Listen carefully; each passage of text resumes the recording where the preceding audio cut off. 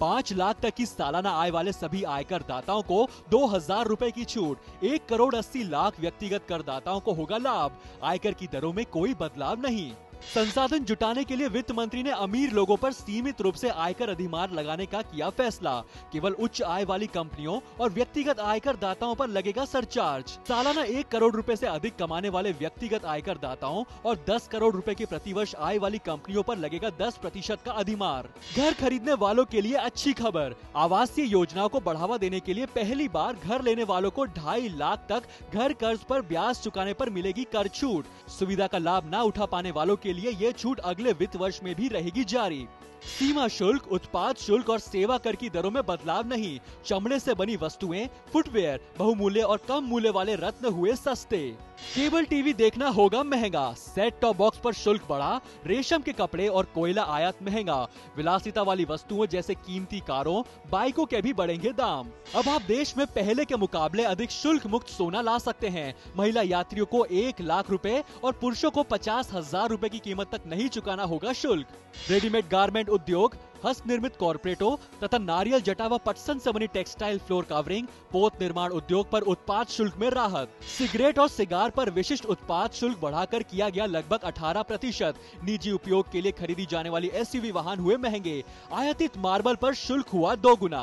2,000 रुपए से अधिक कीमत वाले मोबाइल फोनों पर उत्पाद शुल्क 1% से बढ़ाकर किया गया 6%। 5,000 के मोबाइल पर 250 रुपए अधिक करने होंगे खर्च। 30,000 के टैबलेट पर भी चुकाने होंगे 1,500 रुपए अधिक।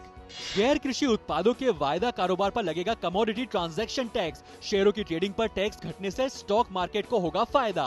राजकोषीय घाटा सकल घरेलू उत्पादन का 5.2% तक सीमित। केंद्रीय योजनाओं की संख्या 173 से घटाकर 70 की गई। राज्यों को उनकी जरूरत के मुताबिक वित्त का उपयोग करने में छूट। मनरेगा जैसी सुविधाओं के आवंटन में बढ़ोतरी से ग्रामीण विकास को उच्च प्राथमिकता।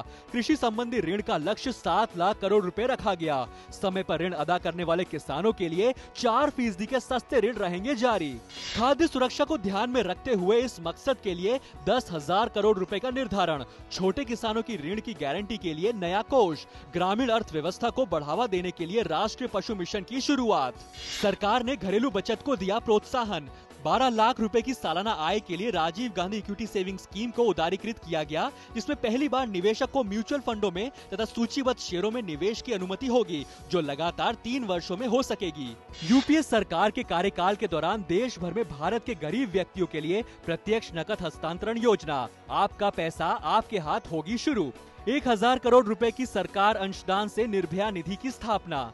युवा कौशल विकास के लिए इस तरह की फंड की स्थापना की जाएगी। ग्रामीण बैंकिंग को बढ़ावा देने के लिए सार्वजनिक क्षेत्रों की बैंक की सभी शाखाओं में 31/3/2014 तक ATM सुविधा। भारत के पहले महिला बैंक की स्थापना का प्रस्ताव। प्रारंभिक पूंजी के व्यय में 1,000 करोड़ रुपए का प्रावधान।